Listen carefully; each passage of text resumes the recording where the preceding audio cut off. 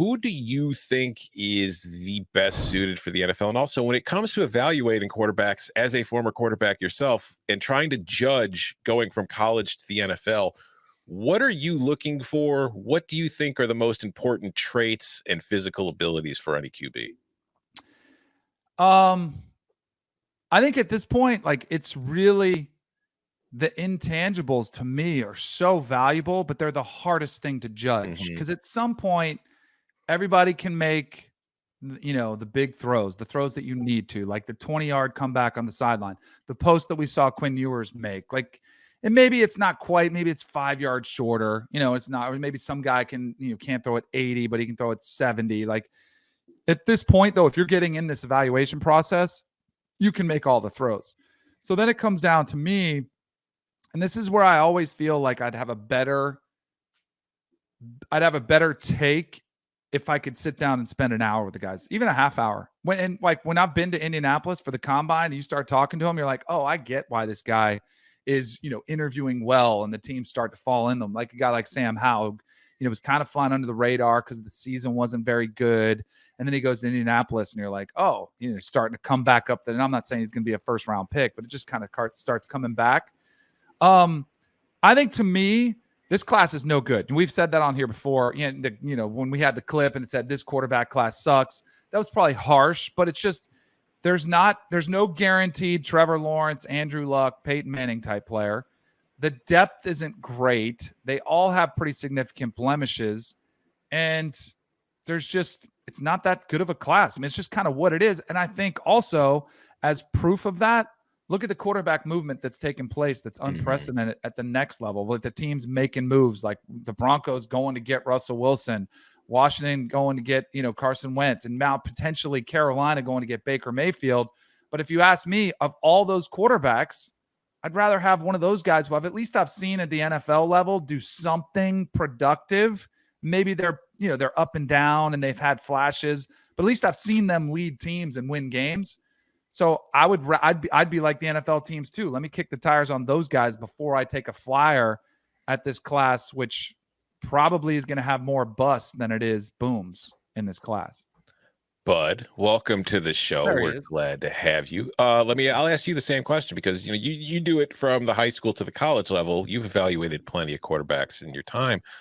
But like when it comes to the transition from college to NFL, what do you think the most important traits in a quarterback are as far as evaluating their potential to succeed at the next level? I think a lot of it is the processing. There's some guys on Twitter who do some good stats work, and I don't think you can't just box score and stat scout, but I do think it's valuable to look at their performance on stuff that is not play action, not screens, not just pure RPO. Now you're going to be able to do some of that stuff in the NFL, but I think the guys who really kill it in the NFL are the guys who do have some ability to actually drop back, read it out, get it out on time, Or if you don't get it out perfectly on time, you better have like a Justin Herbert type arm that allows you to be, it's like in baseball, right? Okay, if you throw 92, you better have great location. If you throw 101, you can kind of Robbie Ray it and just chuck it down the middle, let the movement figure out what side of the plate it's going to actually go to. So I think that is pretty valuable. And to Danny's point, we saw this coming. We had 32 5-stars every year. We're locked into that. So you're going to get 32 of them. But that whole year, as far as high school recruits, was just not particularly good. And I think quarterback was very emblematic of that. I mean, we were sitting there at Elite 11 and like the Elite 11 finals out there in Newport Beach. I'm not going to go as far as to say it felt like a regional because it was better than a regional. But there were some regionals I've been to that were better than that national final in that year. Like the Atlanta regional, with Trevor and obviously, Justin was from Atlanta and stuff, like guys like that year was certainly better than the talent we had on hand for the 2019 Elite 11 finals. Just not every year is created equal. And I feel like this year we lack, we lack a little bit of that top end QB talent. Yeah, like going to the recruiting ranking aspect of it. Like if you look at the quarterbacks listed on NFL.com on their site for the guys that are in this draft, there's only 2 guys that were even 4 stars. coming out of high school. Matt Corral and Sam Howell were rated as 4-star quarterbacks by the 24/7 composite. There were no 5 stars. Everybody else was a 3-star or lower. And I think that, like, I do my own ranking system, which comes out on Wednesday, which is kind of like you said, but you can't just evaluate QBs based on box scores and all that stuff. But it is just based on the production. A formula I use looking at how they've performed against, top defenses in 3rd and long situations and in the red zone, because I feel like those are, while there is no way to directly correlate college performance to how they're going to play in the NFL, I feel like those are 3 scenarios which kind of give you a better idea of what you're going to be facing in the NFL as far as smaller windows and the kind of defenses you'll be facing. And I've been doing it since 2012, and the average score of the classes has gone up every single year. Last year, it took a huge spike. This year, it came back down, but it is still higher than what it had been because we've just seen offenses improve.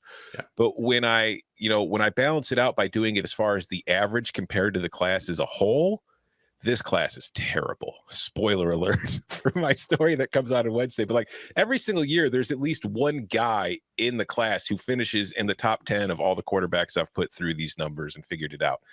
This year, there's none. None of these kids make the top 10. And in fact, any guess as to who the number 1 QB is in this metric that I did? It's production. Yeah. Corral? No. Ritter? Oh, okay. No. It was Jack Cohn. Really? Oh my God. Yeah. He actually had a huge year.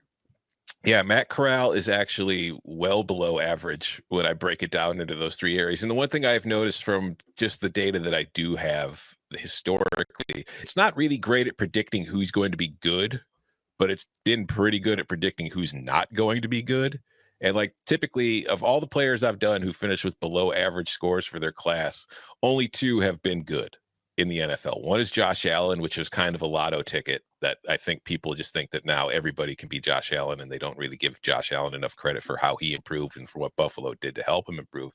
And the other is Lamar Jackson, because the one weakness of what I do is it really doesn't account for a quarterback's ability to use his legs nearly as well. And I think that's a huge part of what Lamar is. Like if you were just drafting Lamar Jackson based as a passer, he's probably not in the NFL.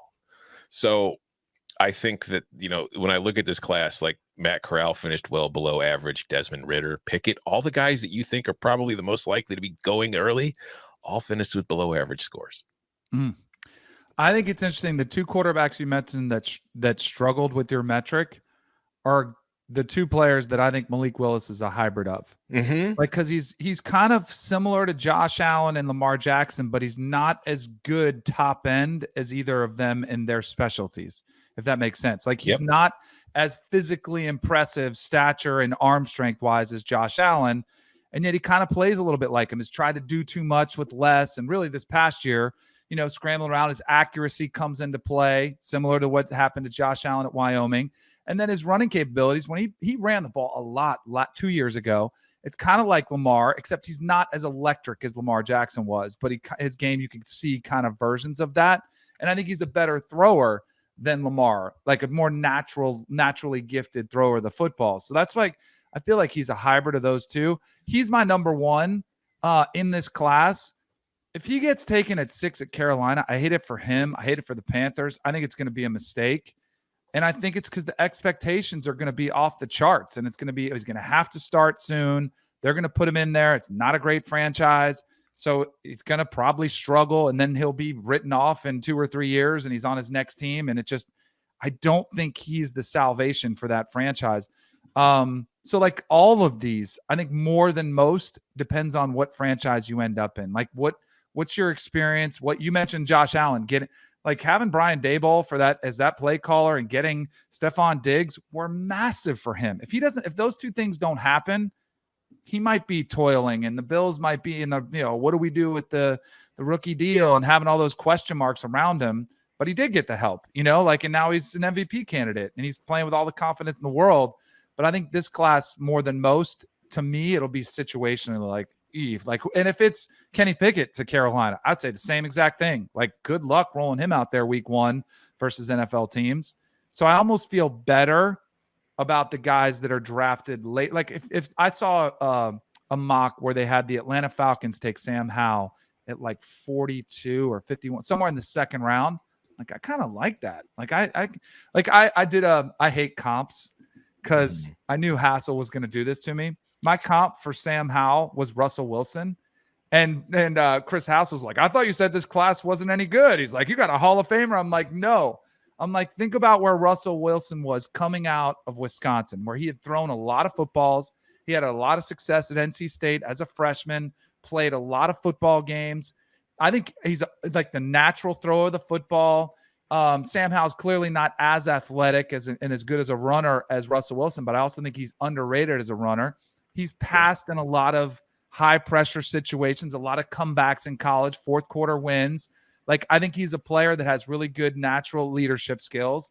Like, so there's a lot of similarities. That's why it's a comp. Now, it doesn't project the same, but if he goes into a franchise with a pretty good quarterback mind in Arthur Smith, a Marcus Mariota, he can kind of watch, maybe challenge, he gets put in there in a year with lower expectations, I could see him playing himself into a job, you know?